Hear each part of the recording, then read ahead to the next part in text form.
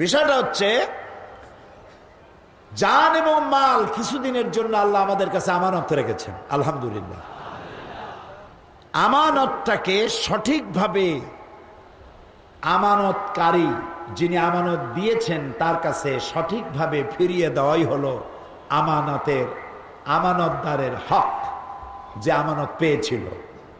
আমি আমার জানের আমানত পেয়েছি, আমি আমার মালের আমানত পেয়েছি। আল্লাহ কিনছেন কি? আমার জান আর মাল কিনেছেন তিনি বললেন, কিন্তু কিনলেনটা কি? কিনেছেন আমার মাল খরচের ইচ্ছা, কিনেছেন আমার জান খরচের ইচ্ছাটাকে। আমি আমার ইচ্ছে মাফিক আমার মাল যেখানে সেখানে খরচ করতে পারবো না। আমি আমার জান যেখানে সেখানে আমি আমার জানকে শেষ করতে পারবো না। আমার জান খরচ হবে আল্লাহর খুশির জন্য, মাল খরচ হবে আল্লাহর খুশির জন্য। ওইটাই ইচ্ছাটাই আল্লাহ কিনছেন। এবার বলেন তো আল্লাহ কি কিনেছেন? আপনাকে বলা হচ্ছে ঢাকা থেকে অথবা ইন্ডিয়া থেকে আইডল আসবে। আইডল বাইরেছেন একরকম, কি কয় এগুলো? আইডল।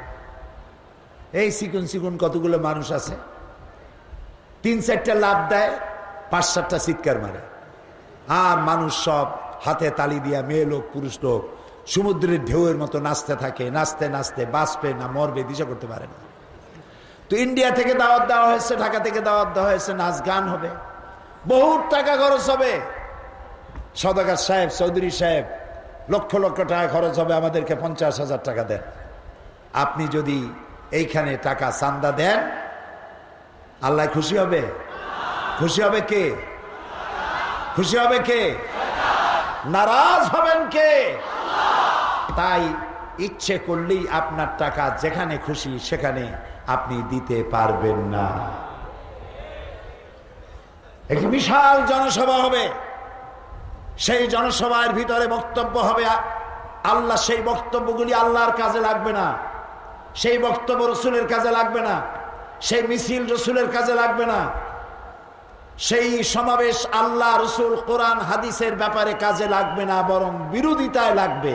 এমন কোন জনসভায়, এমন কোন সমাবেশে, এমন কোন বিক্ষোভ মিছিলে, এমন কোন বিক্ষোভে, এমন কোন আন্দোলনে আপনি যদি টাকা খরচ করেন তাহলে আমানতের খেয়ানত করবেন।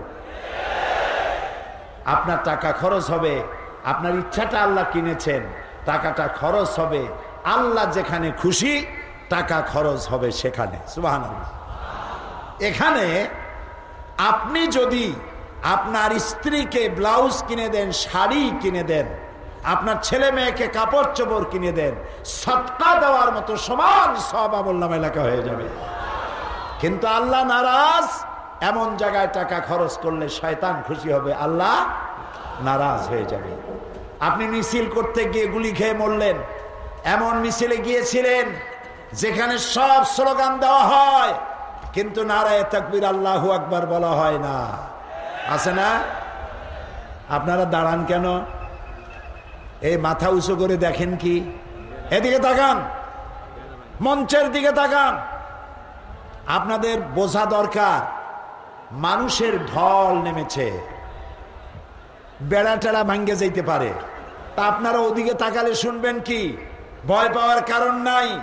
এই মাহফিলের নিরাপত্তার দায়িত্ব পুলিশের কাছে নাই, স্বেচ্ছাসেবক বাহিনীর কাছে নাই, র্যাবের কাছে নাই, বিডিআর আর্মির কাছে নাই। এই মাহফিলের নিরাপত্তার দায়িত্ব নিয়েছেন কোরআনের মালিক, দায়িত্ব গ্রহণ করেছেন।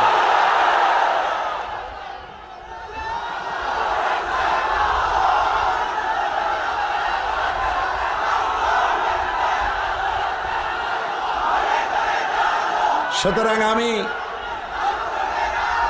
আমি মনে করি, আমার কথা শোনেন, আমি মনে করি আমি কোনো দুর্বল অসহায় জনগোষ্ঠীকে কোরআন শোনাতে আসি নাই।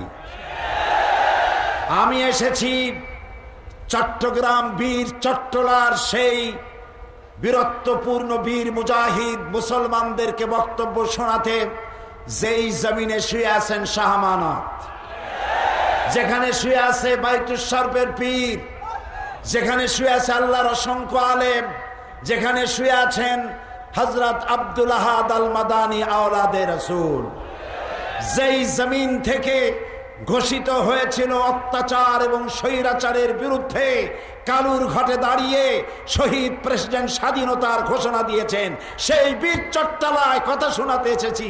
কাপুরুষদের বক্তৃতা আমি শোনাই না।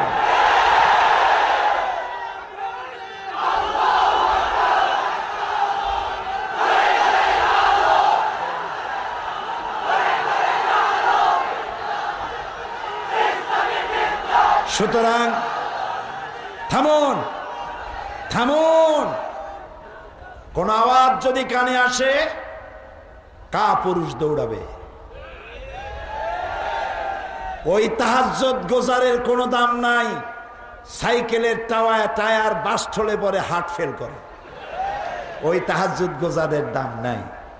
ঠিক মতো 5 ওয়াক্ত নামাজ পড়ে বোমা বাস্ট হলে দৌড়ায় না, বরং যেদিক থেকে আওয়াজ এসছে সেদিকে ঘুরে গিয়ে দেখে আমার কোন মানুষ মরে গেল নাকি। আমি তাদেরকে ওয়াজ শোনাই। কোরআন তাদের জন্য, কোরআন দুর্বলদের জন্য নয়। কোরআন সেই নরশার্দুলদের জন্য যারা বাতাসের গতি পাল্টায় দেয়, সমুদ্রের স্রোত পাল্টায় দেয়। কোরআন তাদের জন্য। মাথায় এদিক ওদিক ঘুরবে আর? আলহামদুলিল্লাহ। প্রিয় ভাই সব, তো আল্লাহ তাআলা মালটা কিনে নিয়েছেন।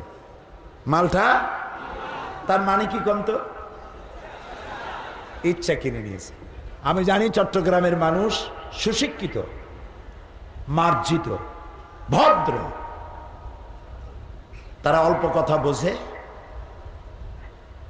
স্মৃতি শক্তি প্রখর। আলহামদুলিল্লাহ।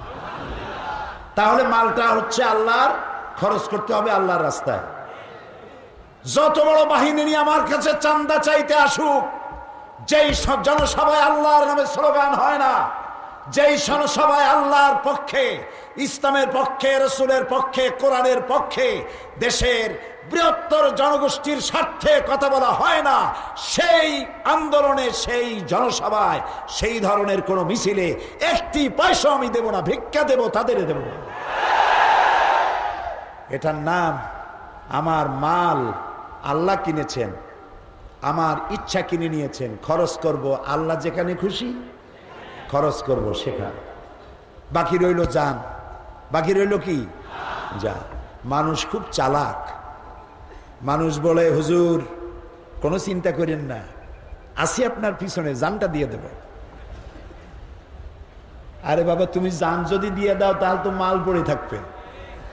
এই জন্য আল্লাহ তাআলা বলেছেন ওয়াতুজাহিদুনা ফি সাবিলিল্লাহি বিআমওয়ালিকুম ওয়া আনফুসিকুম। বেটা আগে মাল দে, তারপরে দিবি জান। সুতরাং এই জান, এটার ভিতরে কি আছে? জীবন আছে। এই জীবন আমি, এই যে আত্মহত্যা করা জায়েজ নাই, আত্মহত্যা করা কি হারাম। আল্লাহর আইন প্রতিষ্ঠার জন্য যারা আত্মহত্যা করছে, সুইসাইড বাহিনী গঠন করেছে, আল্লাহ তাআলা বলেছেন ওয়ালা তাকতুলু আনফুসাকুম, তুমি নিজেকে আত্মহত্যা করো না, হারাম। আত্মহত্যাকারীর জায়গা কোথায়? জাহান্নাম। চিরকাল জাহান্নামে থাকবে। আত্মহত্যাকারীর গোসল হবে, কাফন হবে, জানাজা পড়বে। সলিমুদ্দিন কসিমুদ্দিরা, কোনো মাদ্রাসার, কোনো মসজিদের ভালো ইমাম, ভালো আলেমরা তার জানাজা পড়তে যাবে না। কোন রকম করে দায় সারা গোসের জানাজা করিয়া কবরের মধ্যে ফালায় থো, কারণ সে চিরকাল জাহান্নামে থাকবে। কাজে আমার এই জীবন, এটি আমি যেখানে সেখানে খরচ করতে পারবো না। আমি যদি যেখানে আল্লাহর স্লোগান হয়, আল্লাহর স্বার্থ, কোরআনের স্বার্থ, ইসলামের স্বার্থ, ওই স্বার্থ জড়িত মিছিলে যদি আমি মারা যাই, আমি শহীদ হয়ে যাব। সুতরাং আমার জান মাল আল্লাহ কিনে নিয়েছেন। বিনিময়ে কি দিয়েছেন? বলেন জোরে, জান্নাত। আল্লাহ রাব্বুল আলামিন বলেন ইউকাতিলুনা ফি সাবিলিল্লাহি ফায়াকতুলুনা ওয়া ইউকতালুন। ওই মুমিন হচ্ছে ওরা যারা নাকি আমার রাস্তা